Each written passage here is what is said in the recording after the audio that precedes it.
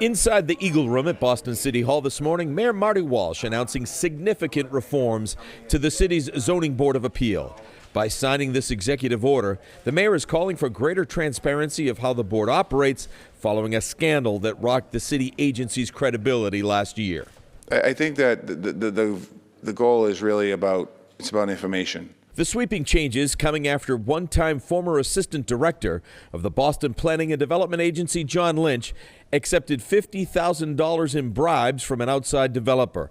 Federal prosecutors claiming Lynch used his influence to convince a ZBA board member to vote in favor of that developer's request that would turn a $500,000 profit on a South Boston property. Last year, Lynch pleaded guilty to federal tax evasion and apologized. The John Lynch situation, I have not really talked about it publicly. Very disappointing. Devastated in some ways of losing that trust by the public. Among the actions immediately going into effect include ZBA members will now be required to disclose all properties or projects in which they or their business associates have dealings with.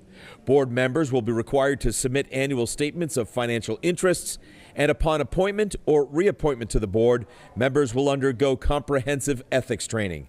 City Councilor Lydia Edwards says the changes to how the ZBA operates will help rebuild confidence with the residents of Boston.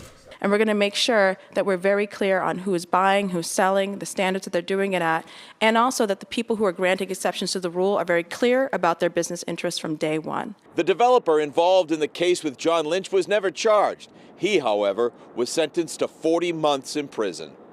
In Boston, I'm Doug Meehan, WCVB News Center 5.